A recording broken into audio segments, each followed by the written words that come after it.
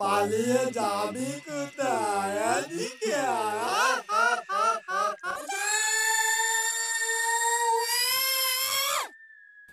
ভয়ঙ্কর বিয়েবাড়িতে যাওয়ার সময় কি এমন একটি ঘটনা ঘটে গেল যার কারণে একজন লোকের রীতিমতো একবারে অবস্থা নাজেহাল হয়ে পড়ে।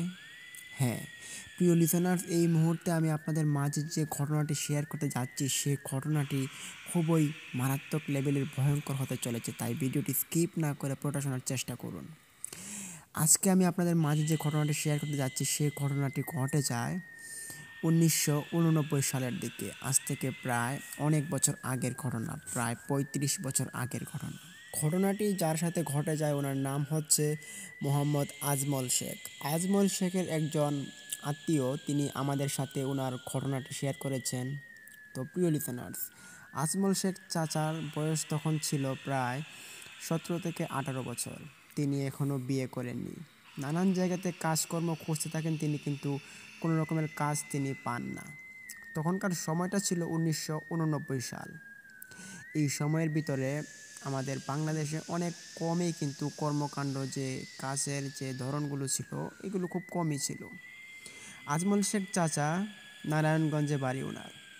তখন নারায়ণগঞ্জের মধ্যে তিনি একটি কোম্পানি খুঁজে পান, তার নাম হচ্ছে ইস্টার্ন হাউজিং কোম্পানি। ওই ইস্টার্ন হাউজিং কোম্পানিতে তিনি সেলম্যানের দায়িত্ব নেন। তিনি সেলম্যানের চাকরি পান। তখন সেলম্যানের চাকরি পাওয়ার পর ওইখানে ওনাকে থাকতে হবে, মানে বাড়িটা ছিল ওনার অনেকটা দূরে।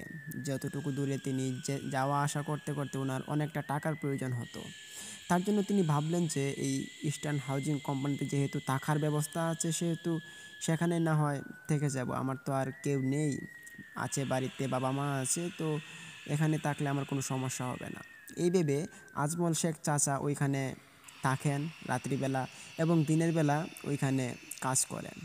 তো ওইখানে কিন্তু আজমল শেখ চাচার কোনো রকমের বন্ধু বান্ধব বা কাছের কোনো মানুষ কিছুই ছিল না। কিন্তু আজমল শেখ চাচা নিতান্তই কিন্তু একা ছিল।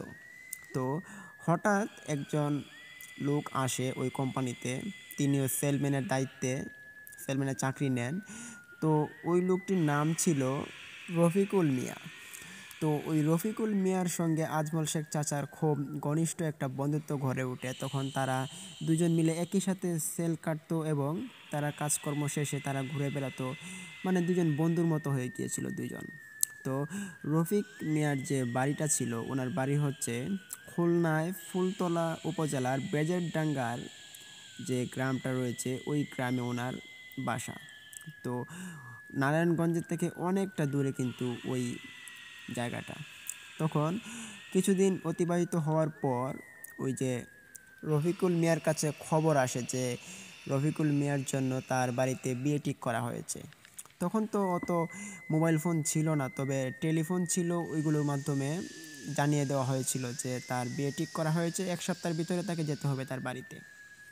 এই খবরটা শোনার পর রফিকুল একটু হতাশ হলো এবং ভাবলো যে এত তাড়াতাড়ি বিয়ে ঠিক করে ফেললো কাউকে কিছু না বলে। আচ্ছা, যেহেতু যেতে হবে তো আর কিছু করার নেই। তখন রফিকুল মিয়া আজমল শেখ চাচাকে বললেন যে, বন্ধু, তুমি হচ্ছে আমার প্রাণের বন্ধু, তুমি যদি না যাও তাহলে কিন্তু আমি খুব রাগ করব, আর তোমাকে যেতেই হবে, তুমি একজন আমার স্পেশাল একজন গেস্ট। তখন খুব ভালোভাবে বোঝানোর পর কোম্পানিতে কিছু মানুষকে দাওয়াত দিল, তবে দাওয়াতটি তারা গ্রহণ করেনি। দাওয়াত দেওয়ার পর রফিকুল মিয়া তিনি 1 মাসের প্রায় ছুটি নেন। ছুটি নিয়ে তিনি বাড়িতে চলে যান এবং বাড়িতে চলে যাওয়ার পর আজমল শেখ চাচা নিতান্তই একা হয়ে পড়েন। তখন তিনি ওনাকে যে দাওয়াতটা দিয়ে গিয়েছিল 1 সপ্তাহ পর তার বিয়ে, ওখানেও কিন্তু যেতে হবে। এই ভেবে যখন বিয়ের আর 3 দিন বাকি, তখন তিনি ওই ইস্টার্ন হাউজিং কোম্পানিতে তিনি ছুটি নিয়ে নেন। ছুটি নেওয়ার পর তিনি ভাবলেন যে বাড়িতে যাব এবং বাড়িতে যাওয়ার পর ওইখান থেকে কিছু মানে সরঞ্জাম নিব, নিয়ে তারপর বন্ধুর বাসায় যাব বিয়েতে। এই ভেবে আজমল শেখ চাচা ওনার বাড়িতে যান এবং বাড়িতে গিয়ে ওনার প্রয়োজনীয় কাজকর্মগুলো সারেন। কিন্তু আজমল শেখ চাচা কিন্তু তখনও বিয়ে করেননি। তো বিয়ে না করাতে ওনার মা বাবাকে বললেন যে যাবেন এই ফুলতলা উপজেলা বেচেরডাঙ্গার বাড়িতে, খুলনা জেলায়। তখন ওনার বাবা মা বললেন যে আচ্ছা ঠিক আছে যাও, তবে সাবধানে যেও। এইভাবে আজমল শেখ চাচা সবার কাছ থেকে বিদায় নিয়ে তিনি ট্রেনে করে যাবেন সিদ্ধান্ত নিলেন। তখন কোনো ফোনও নেই, মোবাইল ফোন কারো কাছে নেই বেশি একটা, তবে টেলিফোনের মাধ্যমে যোগাযোগ হতো, এইভাবে আর কি চলতো। তো আজমল শেখ চাচা ওনার সাথে একজন ওনার চাচাতো ভাইকে নিয়ে আসলেন, যাকে করে নিয়ে ওনার যে একটা লাগেজ ছিল ওই লাগেজটাকে বোঝাই করে নিয়ে আসার জন্য। তখন ট্রেন স্টেশনে দাঁড়ানোর পর অনেকক্ষণ পর একটা ট্রেন আসলো। তখন প্রায় রাত প্রায় 9টার দিকে তিনি ট্রেনে উঠেন। আর তার কারণ হচ্ছে, রাতের বেলা ওঠার কারণ হচ্ছে তিনি ভাবলেন হয়তো যদি রাতের বেলা উঠি তাহলে সারা রাত ট্রেনে ঘুমিয়ে যাব এবং দিনের বেলা ওইখানে আমি গিয়ে পৌঁছাতে পারবো। ওনার এই সিদ্ধান্ত ছিলেন। তখন তিনি ট্রেনে চড়ে বসেন এবং সাথে থাকা যে ছেলেটা ছিল ওটাকে বাড়িতে পাঠিয়ে দেন। একটু পর ট্রেন স্টার্ট দিল। ওই ট্রেন ধরে আজমল শেখ চাচা যাওয়া শুরু করেন ওনার বন্ধুর বাসায়। তখন যেতে যেতে অনেকটা কিন্তু চলে গিয়েছিল। তো খুলনার কাছাকাছি চলে গিয়েছিল, তবে খুলনার আপনারা যারা যারা গিয়ে ঘুরে এসেছেন তারা হয়তো দেখতে পারবেন যে খুলনার আগে একটা জায়গা রয়েছে, ওই জায়গাটার নাম হচ্ছে ঈশ্বরদী জায়গা। তো ওই ঈশ্বরদী জায়গার মধ্যে এমনই একটা ঘটনা ঘটে যে ঘটনাটি আজমল শেখ চাচার অনেকটা প্রভাবিত করে। তো ওই ঈশ্বরদী জায়গাতে একটি ঘটনা ঘটে যেটা সবার পক্ষেই একটা ক্ষতিকারক দিক হিসেবে দাঁড়িয়ে পড়ে। সেই ঘটনাটি হচ্ছে, যখন ঈশ্বরদীর জায়গাটায় ট্রেন চলে যায়, ঈশ্বরদী জায়গাটা পার হবে, তখনই হঠাৎ করে আজমল শেখ চাচা বুঝতে পারেন যে ট্রেনটা কোনো এক কারণে ব্রেক হয়ে গিয়েছে, মানে ট্রেনটা আর চলছে না। তখন আজমল শেখ চাচা ঘুমিয়েছিলেন। ট্রেন চলতে না দেখায় তিনি ঘুম থেকে হুট করে উঠে পড়েন এবং তিনি পাশের সিটে থাকা একজন লোককে জিজ্ঞেস করে বললেন যে, ও ভাই, ট্রেনটা কেন আটকালো বলতে পারবেন? তখন পাশের লোকটা বলল যে, আপনি যেখানে আমিও সেখানেই, ট্রেন কেন আটকালো তা তো আমি বলতে পারলাম না, তবে যেতে হবে, গিয়ে দেখতে হবে ট্রেন কেন আটকালো। তখন ওনার এরকম কড়া কথা শুনে তিনি ভাবলেন যে যাই, গিয়ে নিজের চোখে গিয়ে দেখে আসি কি হয়েছে। তখন যেতে যেতে প্রায় সামনের দিকে মানুষের হইচই পড়ে গিয়েছে এবং অনেক মানুষ ওইখানে ভিড় করেছে, তবে মানুষগুলো ছিল সব ট্রেনের মানুষই। রাত প্রায় 3টার মতো বেজে গিয়েছে, অনেক রাত হয়ে গেছে, প্রচণ্ড রাত, অন্ধকার ফটফটা, মানে চাঁদের আলো ছিল না তখন। ওই রাতের মধ্যে আজমল শেখ চাচা তিনি ট্রেন থেকে নামেন এবং দেখতে পান যে ট্রেনের সামনে ট্রেনের যে ড্রাইভার ছিলেন, হেল্পার, লাইনম্যান এবং আরও কিছু যাত্রী সবাই ওইখানে ট্রেনের সামনে দাঁড়িয়ে আছে এবং সবাই কীরকম কথাবার্তা বলছে। এটা দেখে আজমল শেখ চাচা একটু অবাক হলেন এবং বিস্মিত চোখ নিয়ে তিনি আস্তে আস্তে করে হেঁটে যান ওই ট্রেনটির সামনে। তখন তিনি যেটা গিয়ে দেখতে পারেন যে ওই ট্রেনের সামনে কিছু দুষ্ট লোকেরা, ঈশ্বরদীর কিছু দুষ্ট লোকেরা, তারা কি করলো, ওই যে ট্রেনের সামনে যে রাস্তাটা, ওই রাস্তার মধ্যে কিছু বাঁধ এবং রড দিয়ে কিছু একটা ব্যারিকেড সৃষ্টি করেছে, যেটার কারণে ট্রেনের যে সামনের চাকাগুলো ছিল ওই ওই চাকাগুলো ওই রাস্তা ফেল করেছে এবং পাশে গিয়ে মানে মাটিতে পড়ে গিয়েছে, যার কারণে ট্রেনটা অফ হয়ে গিয়েছে।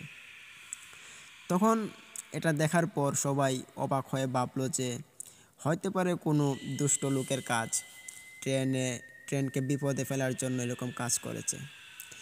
তখন আর কিছু করার ছিল না। ওইখানে থাকা যে লাইনম্যান ছিল, মেকাররা ছিল, তারা ট্রেনটাকে আবারও ট্রেনের রাস্তার উপর তোলার জন্য কাজ করে যাচ্ছে। তখন আজমল শেখ চাচা জিজ্ঞেস করলেন যে লাইনম্যানকে, বললেন যে, ও ভাই, আপনার ট্রেন ঠিক করতে আর কতক্ষণ সময় লাগবে? তখন লাইনম্যান উঠে বলল যে, ভাইয়া, ট্রেনটা তো অনেকটা বাইরে চলে এসেছে, তো একটা চাকাও ভেঙে গিয়েছে, আমাদের তুলতে তুলতে না হলেও 1-1.5 ঘন্টার সময় তো লাগবেই। তখন আজমল শেখ চাচা একটু পড়লেন মুসিবতে, কারণ এমনিতেই তিনি ভাবছেন যে যদি দেরি হয়ে যায় আর বন্ধু যদি ওইখানে না থাকে তাহলে তো কিভাবে হবে। বন্ধুকে আবার যাওয়ার সময় কিন্তু অ্যাড্রেসটাও দিয়েছিলেন আজমল শেখ চাচাকে, ওই অ্যাড্রেসটা ওনার কাছে আছে। আবার আজমল শেখ চাচা বলেছিলেন যে বৃহস্পতিবার দিনটিতে তিনি যাবেন, ওই বৃহস্পতিবার দিনে, যাতে করে ওইখানে এসে আজমল শেখ চাচার বন্ধু এখানে দাঁড়ায়। তবে ওই দিন এরকম একটা ঘটনা ঘটে যে ট্রেনটা পড়ে যায় মাটিতে। তারপর আজমল শেখ চাচা চিন্তা করলেন যে সাথে যেহেতু কেউ নেই গল্প করার মতো, এখানের মানুষও কেউ ভালো না, খুলনার মানুষ আসলে খুব খারাপ ছিল ওনার মতে। তবে তিনি ভাবলেন যে একটু সামনে থেকে হেঁটে আসবেন। তখন তিনি আস্তে আস্তে করে হাঁটছিলেন। হাঁটতে হাঁটতে তিনি অনেকটা দূরে চলে আসেন, মানে ট্রেনের সামনের দিকে যে দূরত্বটা ছিল ওই দূরে চলে আসেন। তখন তিনি দেখতে পান যে একটু সামনে একটা 4 রাস্তার মোড় রয়েছে, যেটা দুইটা মাটির রাস্তা দুই দিক দিয়ে গিয়েছে, এবং আরেকটা ট্রেনের রাস্তা প্রায় লম্বালম্বিভাবে 4টা রাস্তা একসাথে চৌরাস্তা মিল হয়ে গিয়েছে, এরকম একটা অবস্থা। তখন আজমল শেখ চাচা এগিয়ে যান ওই 4 রাস্তার মুখের মধ্যে, গিয়ে তিনি ওই রাস্তার মুখে দাঁড়ান। দাঁড়িয়ে তিনি লক্ষ্য করতে পারেন যে ওই পরিবেশটা ছিল খুব সুন্দর। তবে ওইখানে একটা চিন্তার বিষয় ছিল, যেটা একটা ওইখানে যে একটা পুকুর ছিল, ওই পুকুরের উপর কীরকম একটা গাছ ছিল, যেটা অনেকটা বট গাছের মতো দেখতে ছিল, অনেক মোটা পাতাগুলো ছিল বট গাছের পাতার মতো, মোটা মোটা পাতা। তবে আরেকটা অবাক করা বিষয় ছিল যে ওই গাছের মধ্যেই কিন্তু বড় বড় রকমের কাঁঠালের মতো কিছু একটা ফল অতিরিক্তভাবে অপরিমাণ মানে ওইখানে ঝুলে আছে। এটা তিনি দেখতে পেরে একটু অবাক হন হালকা হালকা আলোতে, তবে চাঁদের আলো ছিল না, হালকা যে অন্ধকারের যে আবছা আলোতে তিনি ওইটা দেখতে পারছিলেন যে গাছের মধ্যে কাঁঠালের মতো কিছু অংশবিশেষ ঝুলে আছে। এটা দেখে তিনি পিছনে তাকান যে কেউ কি আছে নাকি, কিন্তু কেউ নেই। তখন আজমল শেখ চাচা ওইখানে বসে পড়েন। বসে বসে তিনি ভাবছেন যে এখানে এই গাছটা তো আমি আগে কোনো দিন আমাদের বাড়ির দিকে দেখিনি, তবে এটা কিসের গাছ হতে পারে। পাশে কাউকে পাচ্ছিও না যে জিজ্ঞেস করবো যে এটা কিসের গাছ। তখন আজমল শেখ চাচা ওইখানে বসেন ট্রেনের রাস্তার উপর, বসে বসে তিনি ভাবছিলেন। তখন আজমল শেখ চাচা হঠাৎ করে লক্ষ্য করতে পারেন যে ওনার পুরো মাথাটা চক্কর দিয়ে উঠল, যেমন আজমল শেখ চাচাকে কেউ চারদিক থেকে ডাকছে, এ বলছে যে আজমল, আজমল, এদিকে আয়, এদিকে আয়, এরকম ডাক। এই ডাক শোনার পর আজমল শেখ চাচা একটু অবাক হয়ে ভাবেন যে আমাকে এখানে আবার কে চেনে, আমার নাম কত স্পষ্টভাবে ধরে ডাকছে। তবে ডাকগুলো ছিল খুব ভয়ানক ডাক। ওই ডাকগুলোকে শোনার পর আজমল শেখ চাচা উঠে বসেন। উঠে তিনি ভাবছেন যে কে হতে পারে, চারদিকে তাকাচ্ছেন, তবে কেউ নেই ওইখানে। তখন তিনি যেটা আরও লক্ষ্য করতে পারেন যে তিনি আবারও শুনতে পান যে চারদিক থেকে এখন আরও প্রচণ্ড জোরে আজমল শেখ চাচাকে ডাকছেন। ডাক শোনার পর আজমল শেখ চাচা একটু ভয় পান, এবং তিনি ভয় পেয়ে ভাবলেন যে এখানে কোনো খারাপ কিছু হতে চলেছে। কিন্তু ঠিক তখনই আজমল শেখ চাচার মাথা ঘুরতে শুরু করে। তিনি মাথা ঘুরতে ঘুরতে ওইখানে পড়ে যান। উনি পড়ে যাওয়ার পর তিনি ওনার নিজের শরীরকে কন্ট্রোল করেন এবং তিনি আবার উঠে দাঁড়ান এবং ভাবলেন যে তাড়াতাড়ি আমাকে ট্রেনের কাছে যেতে হবে, মানুষের কাছে। তখন মানুষগুলোকে এতটা দূরে ছিল যে দূরে যদি চিৎকার দিয়েও বলা হয়েছে আমাকে বাঁচাও এসে, তাহলে তারা শুনবে না।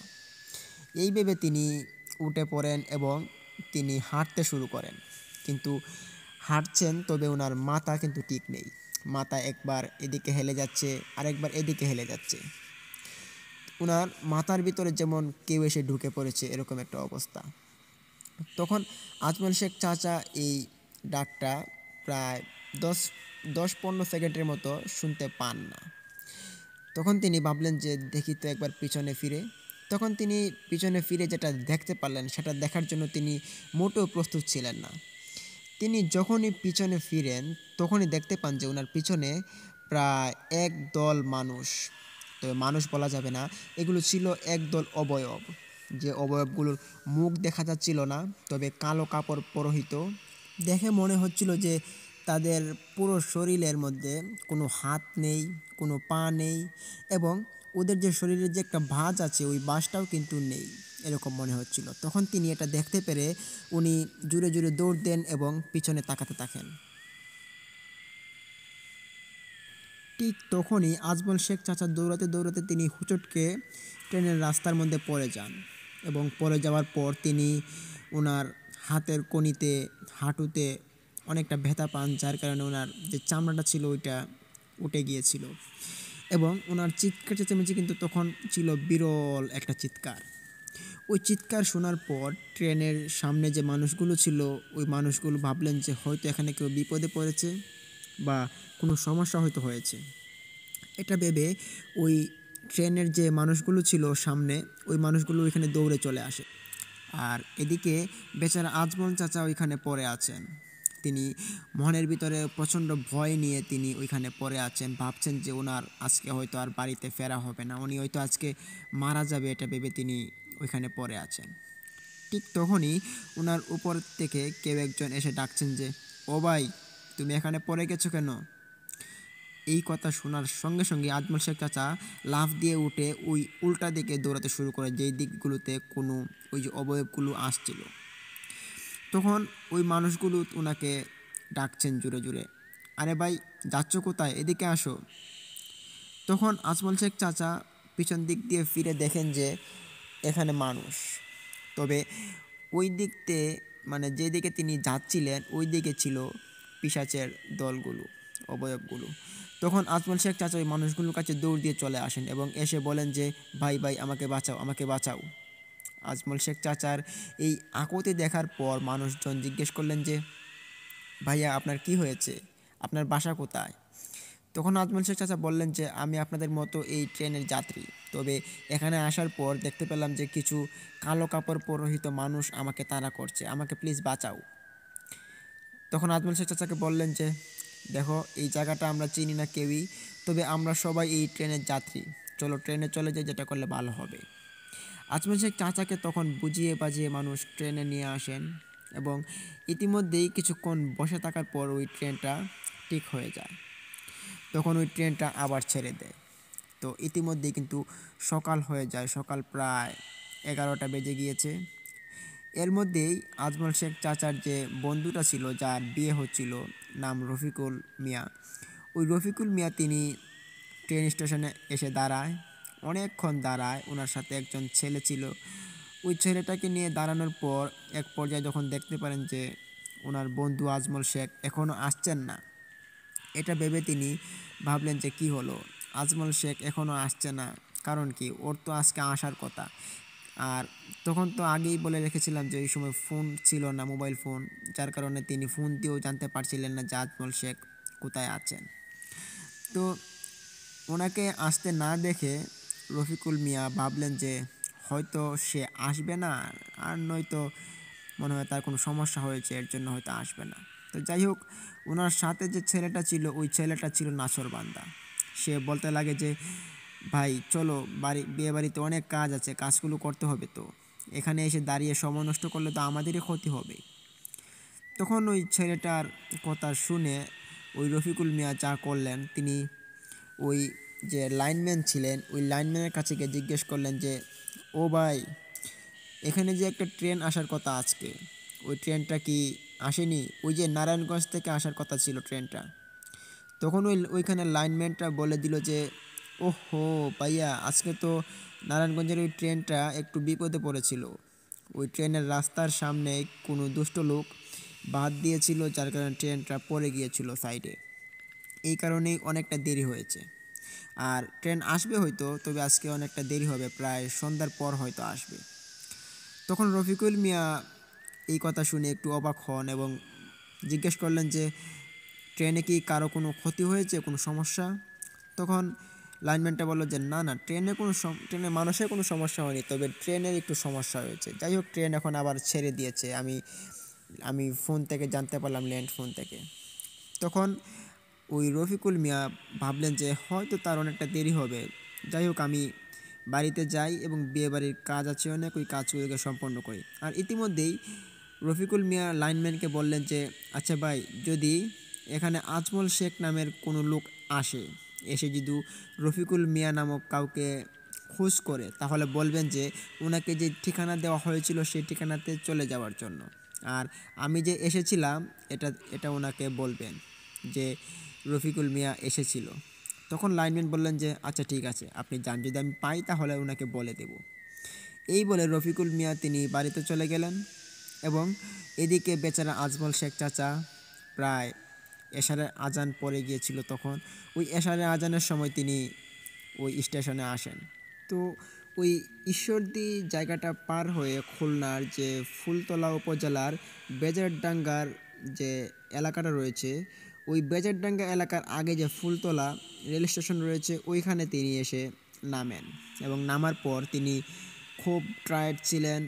তিনি তখন ওইখানে যে একটা গড়ি ছিল ওই গড়িতে তাকে দেখতে পারেন যে প্রায় 9:30 বেজে গিয়েছে। এত রাত দেখে তিনি একটু অবাক হন এবং ওইখানে লাইনম্যান আছে একটা, ওই লাইনম্যানের কাছে যান, গিয়ে বললেন যে আচ্ছা ভাইয়া, এখানে আমার একজন বন্ধু আসার কথা ছিল, সে কি এসেছে? তখন লাইনম্যানটা বলল যে কোন বন্ধু, নাম কি? তখন বললেন যে এই নাম হচ্ছে রফিকুল মিয়া, তার অ্যাড্রেসটা হচ্ছে এইটা, বেজেরডাঙ্গা বাড়ির, এই বেজেরডাঙ্গা গ্রামের পাশে তার বাড়ি। তখন লাইনম্যানটা বললেন যে হ্যাঁ হ্যাঁ, ওই রফিকুল মিয়া নামক একজন লোক তো আসছিল, তবে উনি চলে গিয়েছেন, প্রায় দুপুরে 3টার দিকে আসছিলেন তিনি। আমি যখন বললাম যে ট্রেনটা পড়ে গিয়েছিল তখন তিনি আবার চলে গেলেন। তিনি বললেন যে অ্যাড্রেস অনুযায়ী আপনি চলে যাওয়ার জন্য। তখন আজমল শেখ চাচা ভাবলেন যে হ্যাঁ, এখন তো কি করা যায়, আমি তো ওইখানে ভাই কিছু চিনি না, তবে কি করে যাব। তখন রাত প্রায় 9টা হওয়াতে ওই লাইনম্যানটা বললেন যে দেখো ভাই, আপনার যে অ্যাড্রেস ওইটা কিন্তু বেজারডাঙ্গার যে এলাকাটা, ওই বেজারডাঙ্গার গ্রামটা অনেকটা ভিতরে। তো এখন আপনি কোনো গাড়ি ঘোড়া পাবেন না, ভ্যান গাড়ি চলে, তো দিনের বেলায় ভ্যান গাড়ি চলে, এখন কোনো ভ্যান গাড়ি আপনি পাবেন না। তো আপনাকে একটা ভালো পরামর্শ দিই যে আপনি এখানে থেকে যান, আর যদি আপনি এখন যাওয়া শুরু করেন তাহলে আপনার না হলেও 3-4 ঘন্টা নিয়ে টান পড়বে। তখন লাইনম্যানের কথা শুনে আজমল শেখ চাচা ওইখানে বসে বসে ভাবছেন যে কি করা যায়।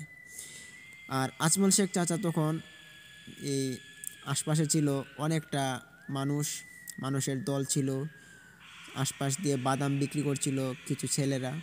ওইখান থেকে তিনি কিছু টাকার বাদাম কিনেন এবং বসে বসে বাদাম চিবাতে থাকেন আর ভাবছেন যে কি করবেন। তখন তিনি হঠাৎ করে কি একটা ভূত উঠে মাথার মধ্যে। তিনি ভাবলেন যে তিনি ওনার বন্ধুর বাড়িতে চলে যাবেন, এখানে ওনারা থাকতে ভালো লাগছে না। তখন ওই লাইনম্যানকে বললেন যে আচ্ছা ভাই, আমি যদি এখান থেকে এখন যাওয়া শুরু করি তাহলে ওই ঠিকানাতে আমি কোন পথ দিয়ে যেতে হবে? তখন ওই লাইনম্যানটা বললেন যে ভাইয়া, এই রাস্তাটা এমনিতেই ভালো না, আপনি এখানে থাকুন, আপনি কালকে সকালে বের হন এখান থেকে, কেমন? আর সকালবেলা এখানে অনেক ভ্যান গাড়িওয়ালারা আসবে, তো ওই ভ্যান গাড়িওয়ালাদের সাথে আপনি যেতে পারবেন। কিন্তু না, আজমল শেখ চাচার মাথা তখন নষ্ট হয়ে যাচ্ছিল। তিনি ক্ষণে ভাবছিলেন কখন ওনার বন্ধুর বাড়িতে যাবেন। আর এমনিতেই আজমল শেখ চাচার কনিতে হাঁটুতে একটু ব্যথা পেয়েছেন, যেটা অনেক জ্বলাপোড়া করছে। তো আজমল শেখ চাচার আকুতি দেখার পর ওই লাইনম্যানটা বললেন যে আচ্ছা, আপনি যেহেতু যাবেনই তাহলে ওই ঠিকানাটা, ওই রাস্তার সোজা যাবেন, তারপর আপনি দুই রাস্তার একটা মোড় দেখতে পারবেন, যে আরেকটা রাস্তা, মানে 3 রাস্তায় মোটামুটি, একটা রাস্তা বামে গেছে আর একটা রাস্তা ডানে, তো আপনি বামে দিয়ে চলবেন। এবং ওইখানে বামে দিয়ে চলার পর আপনি ওইখানে যদি কিছু লোক পান তাহলে জিজ্ঞেস করবেন যে কোন দিকে যাওয়ার জন্য, তখন তারা বলে দিবে। তো এই ভেবে আজমল শেখ চাচা ওনার হাতে থাকা লাগেজটা নিয়ে তিনি বের হয়ে পড়েন যাওয়ার জন্য। তো তিনি পিছন দিক দিয়ে গড়িটার দিকে আবারও একবার লক্ষ্য করে তাকালেন, তখন দেখতে পারেন যে প্রায় 12টা বাজার কাছাকাছি। তখন আজমল শেখ চাচার ভিতরে একটা ভয় ঢুকলো, কিন্তু না, আজমল শেখ চাচা ওইখান থেকে তিনি যাবেনই। আজমল শেখ চাচা হাঁটা শুরু করেন। হাঁটতে হাঁটতে যখন তিনি অনেকটা পথ অতিক্রম করেন, ওই যে লাইনম্যানের কথা অনুযায়ী তিনি যখন ওই 3 রাস্তার মোড়ে চলে আসেন, ওই ৩ রাস্তার মোড়ে আসার পর যেভাবে বলছিলেন যে হাতের বাম দিকে যাওয়ার জন্য, তিনি হাতের বাম দিকে ঢুকে পড়েন। কিন্তু তিনি ওইখানে আরও একটা বিষয় লক্ষ্য করতে পারেন যে এই যে রাস্তাটা ছিল, এটা ছিল খুব ভয়ানক একটা রাস্তা। মাটির রাস্তা ছিল, চিকন, তবে আশপাশ ছিল খুব ঝোপঝাড়, নীরবতা আর কীরকম অদ্ভুত রকমের শব্দ, যেটা আজমল শেখ চাচা আগে কোনো দিন শুনতে পাননি নিজ কানে। তো যাই হোক, আজমল শেখ চাচা এগোতে থাকেন, এগোতে এগোতে যখন একটা পর্যায়ে চলে যান, তখন তিনি ভাবেন যে হায় হায়, এখন আমি আর কোন দিকে যাব? কেননা সামনে ছিল আরও 2টা রাস্তা, একটা গিয়েছে সোজা আর একটা গিয়েছে ডানে। তো ওইখানে তিনি একটু দাঁড়ান, দাঁড়িয়ে তিনি খুঁজতেছেন কোনো মানুষটা কি তিনি পান নাকি। তখন তিনি দেখতে পান যে ছায়ার মতো কিছু একটা দেখা যাচ্ছে। ওইখানে একটা ছোট বিলের মতো ছিল, ক্ষেত ছিল, ওই ক্ষেতের মধ্যে প্রায় মাছ ছিল। ওইখানে একজন মানুষ মাছ মারছে এটা মনে হচ্ছে। তিনি ওই লোকটাকে দেখতে পারেন, দেখতে পেরে জিজ্ঞেস করেন যে ও ভাই, ও ভাই, হ্যাঁ হ্যাঁ আপনাকে আমি ডাকছি। তখন ওইখানে থাকা লোকটা বলে উঠলো যে কে ভাই, আপনি এত রাত করে এখানে কি করেন? তখন আজমল শেখ চাচা বললেন যে আরে ভাই, আমি আমি হচ্ছে একজন মেহমান। ওই যে রফিক মিয়ার বাড়িতে আমার আজকে দাওয়াত রয়েছে। আমি এসেছি অনেক দূর থেকে, আসতে আসতে প্রায় 1 দিন লেগে গিয়েছে।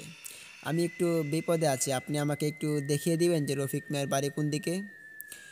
তখন ওইখানে থাকা ছায়ার মতো মানুষটি বলল যে ও আচ্ছা, রফিক মিয়ার বাড়ি যাবেন, আজকে তো ওর বিয়ে। তখন আজমল শেখ চাচা বললেন যে হ্যাঁ হ্যাঁ ঠিক আছে, আজকে তো ওর বিয়ে, এর জন্য তো আমি আজকে দাওয়াত খেতে আসলাম। তখন ওই ছায়ামূর্তি মানুষটা বলে উঠলো যে হ্যাঁ হ্যাঁ, আপনি এই রাস্তা দিয়ে সোজা চলে যান, আর ওই যে ডানের রাস্তাটা ওইটাতে আপনার যেতে হবে না, আপনি সোজা যান, সোজা। তখন ওই লোকটার একটা হিমশিম কথা শুনে আজমল শেখ চাচা বললেন যে লোকটা হয়তো অসম্ভব ভালো। তখন তিনি ওই রাস্তা দিয়ে হাঁটা শুরু করেন, আর তিনি দেখতে পান যে পিছনের যে লোকটা, ওই লোকটাকে আর দেখা যাচ্ছিল না। আজমল শেখ চাচা তিনি ভাবেন হয়তো মাছ মারছে, তো তো কোনো ঝোপঝাড়ে হয়তো গিয়ে চলে গিয়েছে। আজমল শেখ চাচা তিনি হাঁটতে থাকেন, শরীরের প্রচণ্ড ব্যথা, এই নিয়ে তিনি হাঁটতে থাকেন। হাঁটতে হাঁটতে যখন তিনি আরও একটা কিনারায় চলে যান, ওইখানে তিনি আরেকজন লোককে দেখতে পান। তবে এই রাস্তাটা ছিল প্রায় একদম সোজা। ওইখানে ওই লোকটাকে দেখতে পেরে তিনি ওই লোকটাকে জিজ্ঞেস করলেন যে ভাই, তো ওই লোকটাও কিন্তু ওইখানে মাছ মারছিল। ডেকে বললেন যে ও ভাই, ও ভাই, আপনি আমার দিকে তাকান। তখন ওই লোকটা আজমল শেখ চাচার দিকে তাকালেন, তাকিয়ে বললেন যে হ্যাঁ হ্যাঁ শুনতে পাচ্ছি, কে আপনি, কি বলছেন? তখন আজমল শেখ চাচা বললেন যে আমি বেজেরডাঙ্গার গ্রামে যাব, রফিকুল মিয়ার বিয়ে হচ্ছে, আমি ওর বন্ধু। তো আমি ওর বাড়িটা চিনি না, আপনি কি একটু বলে দিবেন যে ওর বাড়িটা কোন দিকে গিয়েছে? তখন ওই লোকটাও কিন্তু দূর থেকে বলে দিল যে হ্যাঁ, আপনি সোজা যান, সোজা, একবারে সোজা সোজা যাবেন, এবং সামনে যদি কোনো মানুষ আপনাকে বলে যে এদিকে না ওদিকে, আপনি তাদের কথা শুনবেন না, সামনে খারাপ মানুষ আছে। তো এই কথা শুনে আজমল শেখ চাচা একটু অবাক হলেন এবং তিনি হাঁটতে থাকেন, হাঁটছেন আর ভাবছেন যে কী ব্যাপার, আমাদের নারায়ণগঞ্জে তো মানুষ এত রাত্রিবেলা আশপাশে বের হয় না, তবে এখানে দেখা যায় কেউ কেউ এত রাতে মাছ মারে, আবার কেউ কেউ মানুষ পাহারার জন্য বের হয় বাড়ি থেকে।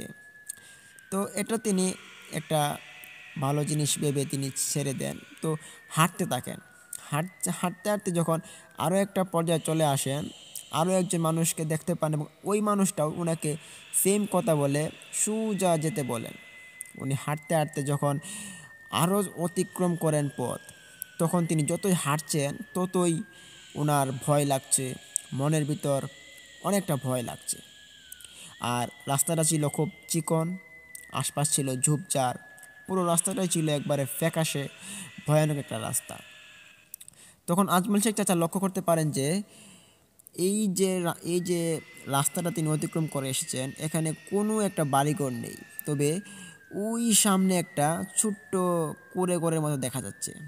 ওই কুঁড়ে ঘরটা দেখতে পেরে আজমল শেখ চাচা একটু ভাবেন এবং ভাবলেন যে তিনি ওই ঘরটা থেকে এই পানি পান করে তারপর আবার হাঁটা শুরু করবেন, যেহেতু ওনার অনেকটা ক্লান্ত লেগে পড়েছে। হাঁটতে হাঁটতে ওই কুঁড়েঘরের নিকট যখন আজমল শেখ চাচা চলে আসেন, ওই আজমল শেখ চাচা কুঁড়েঘরের লোকটাকে ডাক শুরু করে দেন। তিনি প্রথমত ওই কুঁড়েঘরের সামনে গিয়ে দাঁড়ান। দাঁড়িয়ে তিনি প্রথমে সালাম দেন, আসসালামু আলাইকুম, ঘরে কি কেউ আছেন? আমি একটু বিপদে পড়েছি, আমার খুব পানি পিপাসা লেগেছে, একটু পানি দিবেন আমাকে? আজমল শেখ চাচার কথা শুনে ঘর থেকে বৃদ্ধ বয়সের কোনো একজন লোক উত্তরে বললেন যে, হ্যাঁ আমি আছি, কে আপনি? তখন আজমল শেখ চাচা বললেন যে, আগে আমি আজমল বলছিলাম, আমি এসেছি অনেক দূর থেকে, নারায়ণগঞ্জ থেকে। আমি এখানে একটা বেজের ডাঙ্গার এলাকায় এসেছি, তো আপনি কি আমাকে একটু হেল্প করবেন? আমার খুব পানি পিপাসা পেয়েছে, অনেকটা পথ হেঁটে এসেছি, একটু পানি দিবেন? তখন ওই বৃদ্ধ লোকটা আস্তে আস্তে করে কটকট শব্দ করে দরজাটা খুললেন। দরজাটা ছিল বেশ পুরনো। তিনি দরজা খোলার পর দেখতে পান যে একজন বৃদ্ধ লোক। তিনি তখন সালাম দিয়ে বললেন যে, আঙ্কেল আমি ঘরে ঢুকবো না, ঠিক আছে, তবে আমাকে একটু পানি দেন।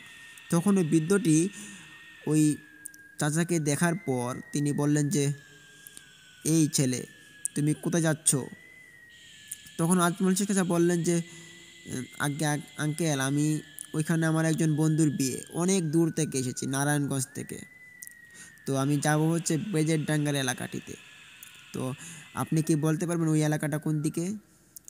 তখন অবাক করা বিষয় ছিল যে ওই যে বৃদ্ধ লোকটা, ওই লোকটা আজমল শেখ চাচাকে তিনি হাতে ধরে ঘরের ভিতর ঢুকিয়ে দেন এবং ঘরের ভিতরে আসার পর আজমল শেখ চাচা দেখতে পারেন যে এই ঘরের ভিতরে একটা বিছনা নেই, একটা খাট নেই, একটা বসার জন্য একটা পিঁড়ি নেই, তবে ওই লোকটা যে ঘুমায় ওইখানে একটা পাটি বিছানো ছিল এবং ঘরে কোনো খাবার ছিল যে এটা মনে করা যায় না। তো মানে তার মানে হচ্ছে কোনো হাঁড়ি পাতিলও কিন্তু এখানে ছিল না। তখন ওই বৃদ্ধ লোকটা পাশের যে একটা ছোট ঘরের মতো ছিল ওই ঘরে তিনি প্রবেশ করেন আর আজমল শেখ চাচাকে ওইখানে বসিয়ে রাখেন। তখন ওই বৃদ্ধাটা এক গ্লাস পানি হাতে করে নিয়ে আসে। আসার পর আজমল শেখ চাচার দিকে তুলে ধরলেন। আজমল শেখ চাচা প্রচণ্ড পিপাসা নিয়ে তিনি হপ কপ করে তিনি পানিটা পান করে নিলেন। পান করার পর বৃদ্ধাকে ধন্যবাদ জানালেন এবং বৃদ্ধা বললেন যে, এই ছেলে তুমি আজকে যেতে পারবে না, তুমি এখানে রাতটা কাটিয়ে যাও। তখন চাচা বললেন যে, কি বলেন আপনি? আমি তো স্টেশন থেকে আমি হেঁটে চলে এসেছি, তার কারণ হচ্ছে আমার বন্ধুর বাড়িতে যেতে হবে, তার বিয়ে কালকে, আমাকে যে করে যেতে হবে। তখন আজমল শেখ চাচার কথাবার্তা শোনার পর ওই বৃদ্ধাটা বললেন যে, রেগে বললেন যে, এই ছেলে ভালো যদি চাও তাহলে তুমি এখান থেকে যেতে পারবে না, বুঝেছো? বৃদ্ধার কথা শুনে আজমল শেখ চাচা একটু অবাক হলেন এবং জিজ্ঞেস করলেন যে, আপনার পরিচয় কি, আমাকে একটু বলবেন? বৃদ্ধা বললেন যে, আমার পরিচয় তুমি না জানলেও তোমার ভালো হবে, তোমাকে যেটা বলছি তুমি সেটা করো, আজকে আমার ঘরে তুমি রাত কাটাও, তারপর তুমি সকালবেলা এখান থেকে রওনা দিও, যেটা করছি তোমার ভালোর জন্যই করছি, আর বেশি কোনো প্রশ্ন আমাকে জিজ্ঞেস করতে যেও না। বৃদ্ধা লোকের এই ছটফট করে কথাগুলো ওনার একটু খটকা লাগলো। তখন তিনি ভাবলেন যে কোনো ভুল জায়গাতে এসে পড়ে গেলাম না। তখন তিনি মনে মনে খুব ভয় পেতে লাগেন এবং ওই বৃদ্ধাটি ওনাকে একটা পাটি বিছিয়ে দেন, বললেন যে, এখানে তুমি ঘুমাও এবং আমি পাশের যে ছোট খোরাকটা আছে, খোরাকের ঘর, ওই ঘরে আমি ঘুমাবো। তখন আজমল শেখ চাচা ওইখানে শুয়ে পড়েন। তবে আজমল শেখ চাচার চোখে ঘুম নেই। রাত প্রায় 3টা বেজে গিয়েছে। আজমল শেখ চাচা আছে আরও একটা মহা দুশ্চিন্তায়।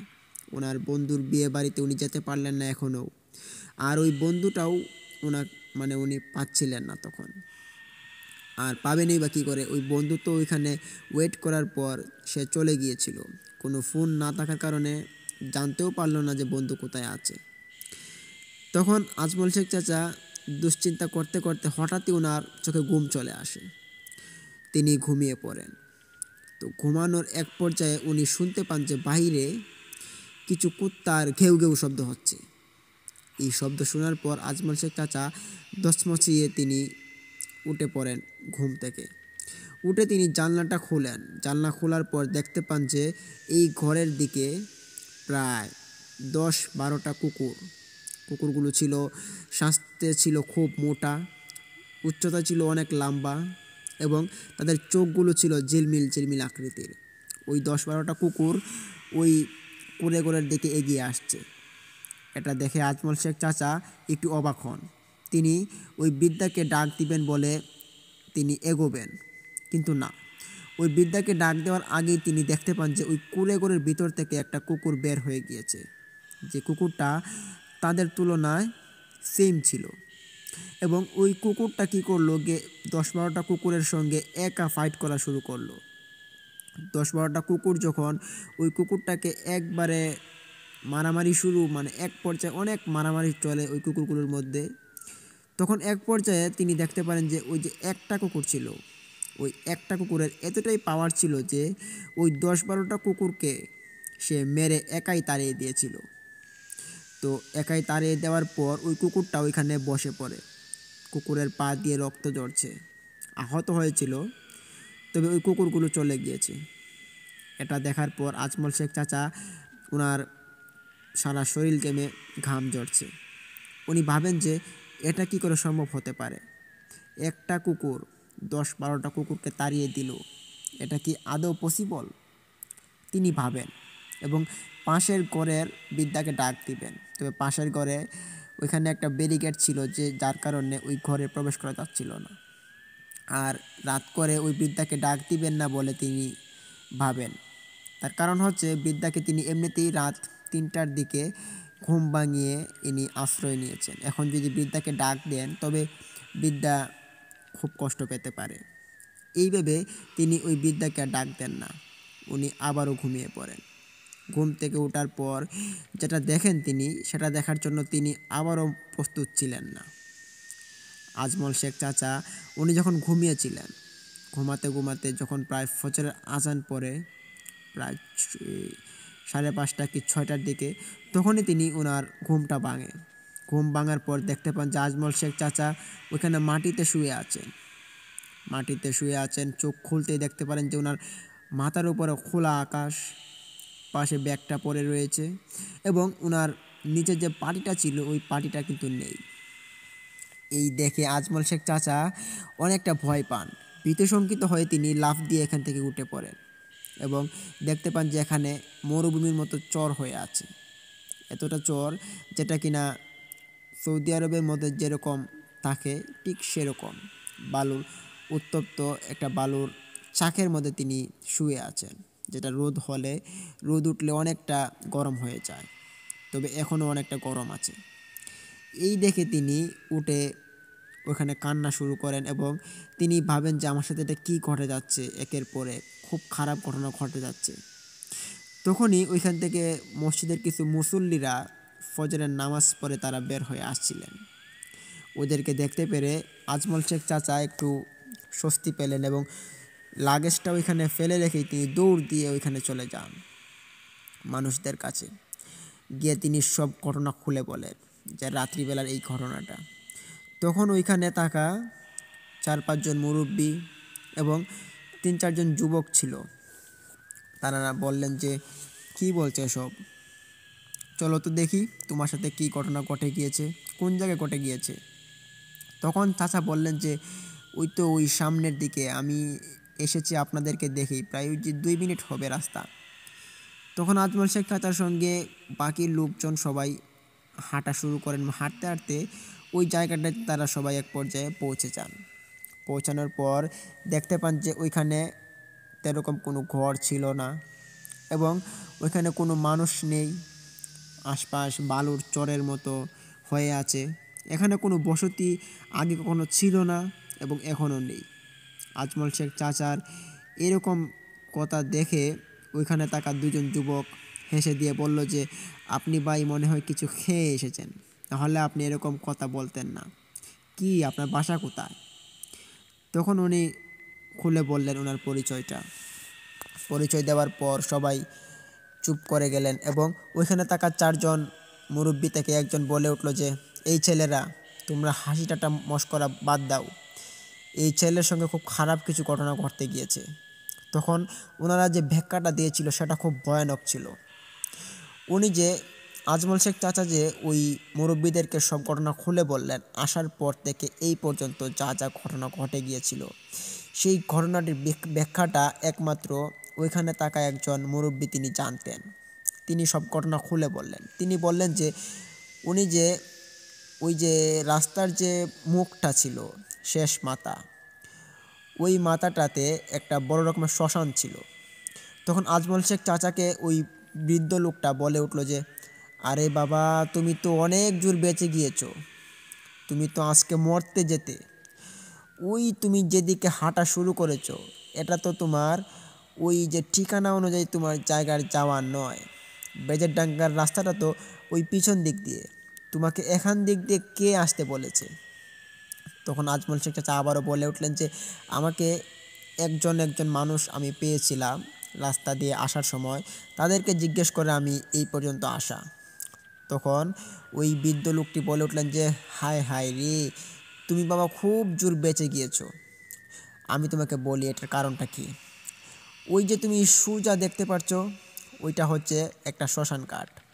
ওই শ্মশান ঘাটে অনেক মানুষ, প্রায় বছরে একটা মানুষ এখানে মরবেই। আবার তার মৃত্যুটা হয় খুব ভয়ানকভাবে। এবং যে যে মারা গিয়েছে ওই শ্মশান ঘাটে, ওই শ্মশান ঘাটে মৃত মানুষগুলো আমাদের এলাকার নয়। আমরা অনেক মানুষের এখানে পুড়িয়েছি, দাফন দিয়েছি, তারা ওই এলাকার নয়। তবে আমরা কয়েকজন মানুষকে চিনতে পারিনি, এভাবেই দাফন দেওয়া হয়েছে। এবং কয়েকজনকে চিনতে পেরেছি, তাদের মানুষ এসেছে। তো তোমারও কিন্তু আজকে এরকম একটা ঘটনা ঘটতে গিয়েছিল। তুমি যে ওই যে রাস্তার পাশে মানুষগুলোকে দেখতে পেয়েছিলে, এটা কোনো সাধারণ মানুষ নয়, এটা হচ্ছে জিন পিশাচ, যারা মানুষকে ভুলভাল পথ দেখিয়ে এখান দিয়ে তারা নিয়ে আসে এবং আসার পর এখানে তারা মানুষগুলোকে হত্যা করে এবং কিছু একটা হয়তো তারা করে। আর তোমাকে যে রাত্রিবেলা একজন মানুষ পাহারা দিয়েছে, এটা তোমাকে কোনো সাধারণ মানুষ পাহারা দেয়নি। তখন আজমল শেখ চাচা আরেকটা কথা বলে উঠলেন যে, উনি যখন ঘুমাচ্ছিলেন তখন দেখতে পেলেন যে ওই জানালার সামনের দিকে কেউ একজন হাঁটা চলা করছে। এটাও তিনি ওদেরকে বললেন। তখন ওনারা বললেন যে, ওই বৃদ্ধ লোকটি তুমি চিনতে ভুল করেছো। এটা এই বৃদ্ধ লোকটিকে আমার দাদা দেখেছিলেন। তখন ওই লোকটি চলে গেলেন ওনার দাদার যে কাহিনীটাতে, আজ থেকে অনেক দিন আগের ঘটনা। তিনি আজমল শেখ চাচাকে বললেন যে, এই যে ঘটনাটা, তুমি যে জিনটাকে দেখেছো, এটা কোনো সাধারণ মানুষ নয়, এটা হচ্ছে জিন। ওই জিনটা আমার দাদা একবার দেখেছিল। আমার দাদার সময়কাল ছিল তখন অনেক আগের। আমার দাদা ওইখানে তিনি ব্যবসা করতেন। তো ব্যবসার ফাঁকে ফাঁকে যখন উনি রাত্রিবেলা বাড়িতে আসতেন, তখন তিনি ওইখানে একজন জিনকে দেখতে পারতেন, যে জিনটা অত্যন্ত ভালো ছিল। আমার দাদার অনেক উপকারও করেছে আমরা জানতে পারি। এবং আমার দাদা অনেক ধন সম্পত্তির মালিকও হয় কিন্তু এই উপকারটির কারণে। তো আমার দাদা তখন ছিলেন খুব গরিব এবং নিচু একটা ফ্যামিলির। আমার দাদার যে একটা বড় রকমের হাতিয়ার ছিল, ওই হাতিয়ারটা ছিল ওই ভালো জিনটা। যে জিনটার মৃত্যুসাল কবে হয়েছিল সেটা কিন্তু আমি তোমাকে বলতে পারবো না। তবে এই ঘটনাটার পরিপ্রেক্ষিতে বোঝা যায় যে তুমি যে আজকে জিনটাকে দেখেছো, সে জিনটাকে হয়তো অনেক মানুষই দেখে থাকে, যারা যারা এই শ্মশান ঘাটের মধ্যে মৃত্যু পরিণত হতে হয়। তো যাই হোক বাবা, তুমি অনেক জোর বেঁচে গিয়েছো। আর এই যে ঘটনাটা তুমি কাউকে বলার চেষ্টা করবে না। তখন আজমল শেখ চাচার মন আর মনের জায়গায় নেই। ওনার চোখ বেয়ে অশ্রু পড়ছে এবং তিনি বলছেন যে, আমি হয়তো আমার জীবনের সেরা বাঁচা বেঁচে গিয়েছি। আমি এখন কোথায় যাব, কী করব, আমি ভেবে পাচ্ছি না। তখন ওইখানে থাকা লোকজন আজমল শেখ চাচাকে বললেন যে, তুমি যেদিকে আসছো এদিক দিয়েই তুমি বেজারডাঙ্গার রাস্তাটা তুমি ফেলে চলে এসেছো। তবে ওই যে ডান দিকে রাস্তাটা গিয়েছিল লাস্ট, ওই ডান দিকে কিন্তু বেজারডাঙ্গা এলাকাটা ঢুকেছিল। কিন্তু তুমি চলে এসেছো উল্টা পথে। তোমাকে জিনেরা, বদ জিনেরা উল্টা দিকে তারা মুখরিত করে নিয়ে এসেছে তোমাকে মেরে ফেলার জন্য। তখন আজমল শেখ চাচাকে ভালো মতে একটা সঠিক পরামর্শ দেওয়া হয়। তিনি ওই রাস্তা দিয়ে আবার হাঁটা শুরু করেন এবং হাঁটতে হাঁটতে তিনি চলে যান। হাঁটতে হাঁটতে যখন চলে যান ওনার বন্ধুর বাড়িতে, তারপর তিনি বেজেরডাঙ্গার এলাকাটির রাস্তা ধরে তিনি হেঁটে হেঁটে ওনার বন্ধুর বাড়িতে চলে যান এবং বন্ধুকেও পেয়ে যান। বন্ধুর বাড়িতে বিয়ের অনুষ্ঠান চলছে, আজকে বিয়ের দাওয়াত হচ্ছে। তো এই বিষয়টা দেখার পর তিনি ভাবলেন যে আজকে সন্ধ্যার পর ঘটনাটি বলবে। তখন সব কিছু ঠিকঠাকই চলছিল। তো তিনি বউকে দেখেন যে বউ খুব সুন্দর হয়েছে। তবে ওই ওনার বন্ধুকে ডেকে বললেন যে বন্ধু চলো আমরা একটু বাইরে থেকে ঘুরে আসি। তখন আজমল শেখে তার বন্ধু বললেন যে হ্যাঁ হ্যাঁ অবশ্যই চলো, তুমি এতদিন পরে এসেছো আমাদের বাড়িতে, আজকে নতুন, তুমি আমার বন্ধু মানুষ, তোমাকে নিয়ে আজকে ঘুরবো, হাসি ঠাট্টা করবো, মজা করবো, অনেক কিছু করবো, চলে আসো আসো। এই বলে আজমল শেখ চাচা এবং ওনার বন্ধু বাইরে চলে আসেন।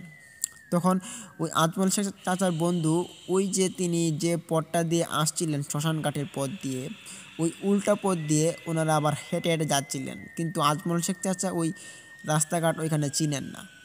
তো যাই হোক, ওনারা হাঁটতে হাঁটতে ওই ঘটনাটা ওনাকে সব কিছু খুলে বলেন। তো ঘটনা খুলে বলতে বলতে ওনাদের সাথে আরও একটি ভয়ানক ঘটনা ঘটে যায়। যে ঘটনাটি ছিল, ওনারা যখন হাঁটতে হাঁটতে ওই শ্মশানঘাটের কাছে চলে যান, তখন ওইখানে দেখতে পান একজন লোককে পোড়ানো হচ্ছে রাত্রিবেলা। রাত্রিবেলা ওইখানে লোকটাকে পোড়াতে দেখে আজমল শেখ চাচা এবং ওনার বন্ধুর একটু আগ্রহ জন্মায়। কিন্তু আগ্রহ জন্মালেও আজমল শেখ চাচা ওইখানে যেতে মানা করেন। তিনি বলেন যে ভাই চলো, এখানে যেতে হবে না। কিন্তু না, আজমল শেখ চাচার বন্ধু সে ওইখানে যাবেই। তার বাড়ির কাছে বলে কথা, আবার সে অনেক দিন পরে এসেছে বাড়িতে। তো তার জন্য সে ভাবছে যে আমি এখানে যাব, গিয়ে দেখে আসি, চলো বন্ধু, কোনো সমস্যা হবে না। এই বলে আজমল শেখ চাচাকে নিয়ে সে ওই শ্মশানঘাটে গিয়ে উপস্থিত হয়। কিন্তু আজমল শেখ চাচার ওই শ্মশানঘাটে গিয়ে ওই দিন উপস্থিত হওয়াটাই ওনার জন্য সারা জীবনের কাল হয়ে দাঁড়ায়। আজমল শেখ চাচা ওনার সঙ্গে শ্মশানঘাটে যান, ভালো কথা। গিয়ে দেখতে পারেন যে ওইখানে একজন লোককে পোড়ানো হচ্ছে। লোকটা ওই এলাকার একটা মাতাব্বর ছিল। তো ওইখানে একটা হিন্দু গোষ্ঠী ছিল, ওই গোষ্ঠীর একটা মাতাব্বর ছিল ওই লোকটা, যে লোকটা মারা গিয়েছিল। ওই লোকটার পোড়ানোর অবস্থা দেখে ওইখানে কিছু মানুষ গুনগুন করে কান্না করছিল। এই শব্দটা আজমল শেখ চাচা তিনি পান এবং ওনার বন্ধুকে জিজ্ঞেস করেন যে উনি যে এখানে মাতব্বর ছিল, তুমি কি চিনতে? ওনার বন্ধু বললেন যে হ্যাঁ চিনতাম তো, ওই লোকটা মারা গিয়েছে, তবে হিন্দু।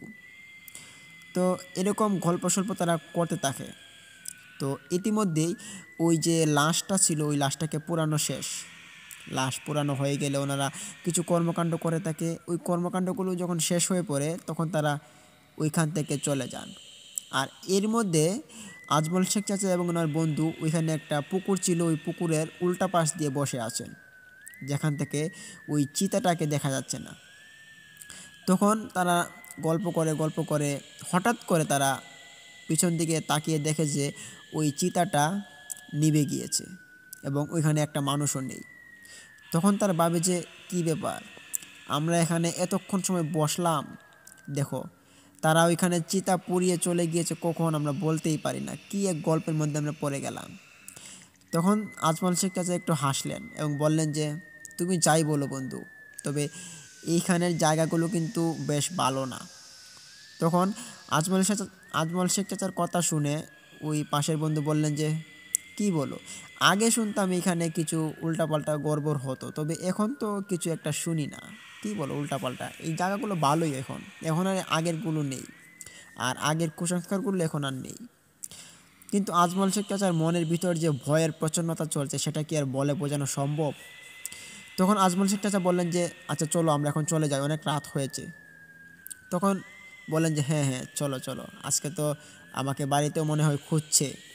তখন আজমল শেখ চাচা ওনার বন্ধু হাঁটা শুরু করেন বাড়ির উদ্দেশ্যে।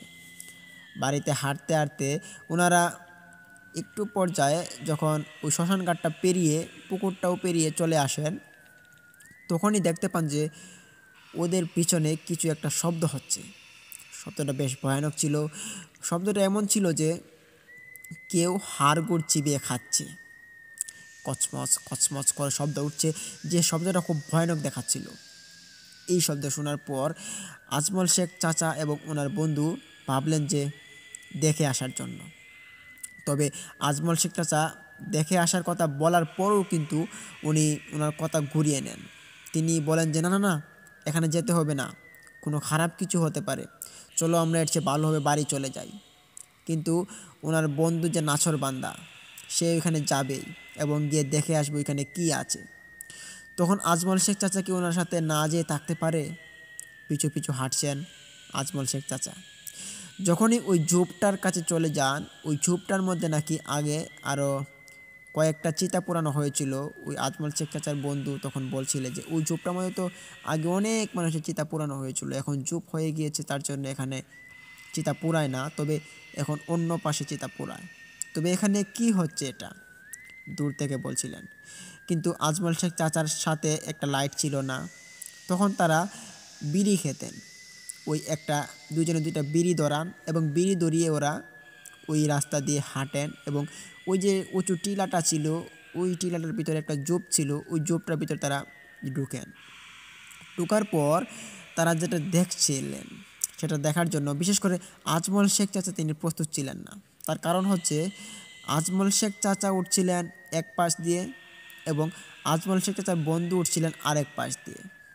তখন আজমল শেখ চাচা যখন অন্য পাশ দিয়ে উঠছিলেন, ওই পাশ দিয়ে তিনি ওঠার পরই দেখতে পান যে ওইখানে একটা মাটির তল থেকে একটা হাত বেরিয়ে এসেছে।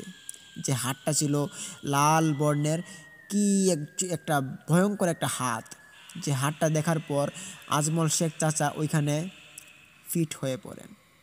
ওনার পড়া যাওয়ার শব্দটা যে হচ্ছিল ঠাস করে, ওই শব্দটা শোনার পর ওই বন্ধুটা তিনি দৌড়ে আসেন আজমল শেখ চাচার ওই পাশ দিয়ে। আসার পর দেখতে পান আজমল শেখ চাচা পরে আছেন। তো পরে তাকে দেখার পর দেখতে পান যে আজমল শেখ চাচার যে পা ছিল, ওই পায়ের সামনে একটা কাটা হাত মাটির নিচ থেকে বেরিয়ে আছে। খুব ভয়ানক দেখাচ্ছিল সিনটা। এটা দেখার জন্য আজমল শেখ চাচার বন্ধুও কিন্তু কোনো রকমভাবে উপস্থিত ছিল না এবং উনিও কিন্তু প্রস্তুত ছিল না।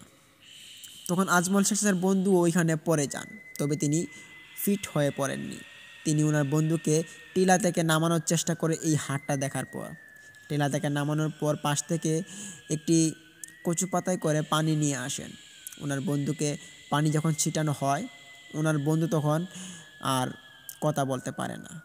ওনার বন্ধু কেমন জানি অন্য মানুষদের মতো হয়ে গিয়েছে, তিনি কথা বলার ভারসাম্যটা হারিয়ে ফেলেছেন। তখন আজমল শেখ চাচার বন্ধু ওনাকে কথা বলানোর জন্য অনেক কিছু করে থাকেন ওই যে চিতা পোড়ানোর জায়গাটিতে, কিন্তু না, ওইখানে ওনার বন্ধু কোনো রকমের কথা বলতে পারছেন না, কোনো রকমের শব্দও করতে পারছেন না মুখ দিয়ে। তখন ওই বন্ধুটা ভাবলেন যে ওর সাথে খারাপ কিছু করতে চলেছে, তাড়াতাড়ি বাড়িতে নিয়ে যাই। তখন ওনার বিয়ের দিন, তো বিয়ের দিনটা এভাবে মাটি হয়ে যাবে তিনি সেটা কল্পনা করতে পারেননি। তিনি যখন বাড়িতে নিয়ে আসেন, বাড়িতে নিয়ে আসার পর হুজুরকে ডাকা হয় একজন। হুজুর এসে তিনি ওনাকে একটু দেখেন, দেখার পর বললেন যে কী ঘটনা ঘটে গিয়েছিল আমাকে খুলে বলো। ঘটনা সব খুলে বলার পর তিনি বললেন যে সর্বনাশ, উনি খুব জোর ভয় পেয়েছে। এই ভয়ের কারণে ওনার যে জবানটা ছিল ওই জবানটা অফ হয়ে গিয়েছে। জানি না ওনার জবানটা খুলবে কি না, তবে তোমাদের ওই শ্মশান ঘাটে কিন্তু ওই সময় না যাওয়াটাই বেটার ছিল। কেন গিয়েছিল ওইখানে? তখন বলল যে কৌতূহলবশত গিয়েছিলাম, কিন্তু এখন কি করার, বন্ধুকে তখন বাঁচাতে হবে, আপনি যে করে হোক আমার বন্ধুকে ভালো করে দিন। তখন হুজুর বললেন যে দেখো, ভালো করার ক্ষমতা কিন্তু আমার কাছে নেই, তবে ওই পাশের গ্রামে কিন্তু একটা ভালো কবিরাজ আছে, ওই কবিরাজকে আনিয়ে তুমি দেখতে পারো তোমার বন্ধুর কী সমস্যা হয়েছে, কী জটিলতা হয়েছে। কবিরাজকে যখন পরদিন আনা হয়, আনার পর কবিরাজ দেখেন ওই চাচাকে। দেখার পর তিনি বললেন যে উনি তো খুব ভয় পেয়েছেন, তবে ওনার একটা না একটা ক্ষতি করেই ছাড়বে ওই দুষ্টু জিনেরা। ওই জিনগুলোর সাথে উনি অনেকক্ষণ অতিবাহিত করে এসেছেন, যার কারণে ওনার ভিতরটা দাগ হয়ে গিয়েছে এবং ওনাকে জিনেরা দেখলেই এখন ক্ষতি করার চেষ্টা করবে, আর যে ক্ষতিটা এখন করে দিয়েছে। তখন ওই কবিরাজটি একটা পানির বোতল দেন এবং বলেন যে এই পানিটা তুমি কিছুক্ষণ পর পর পান করবা, তাহলে কথা বলার যে বাঁধনটা ওইটা খুলে যাবে। এবং ওনাকে আরেকটা তাবিজ দেন, তাবিজ দিয়ে বললেন যে এই নাও এটা তাবিজ, এই তাবিজটা তোমার সাথে রাখো, এই তাবিজ দিয়ে তোমার অনেক কাজ হবে। আর যে ঘটনাগুলো ঘটে গিয়েছিল আজমল শেখ চাচার সঙ্গে আসার মধ্যে, ওই ঘটনাগুলো পুরোটা সবটা খুলে বলেন কবিরাজকে। কবিরাজ তখন বলেন যে তুমি খুব বাঁচা বেঁচে গিয়েছো, যে পরিস্থিতির মধ্যে তুমি পড়েছো এখান থেকে বেঁচে আসাটাই অনেকটা টাফ হয়ে পড়ে। তুমি যে বেঁচে এসেছো এটাই তোমার জন্য অনেক কিছু।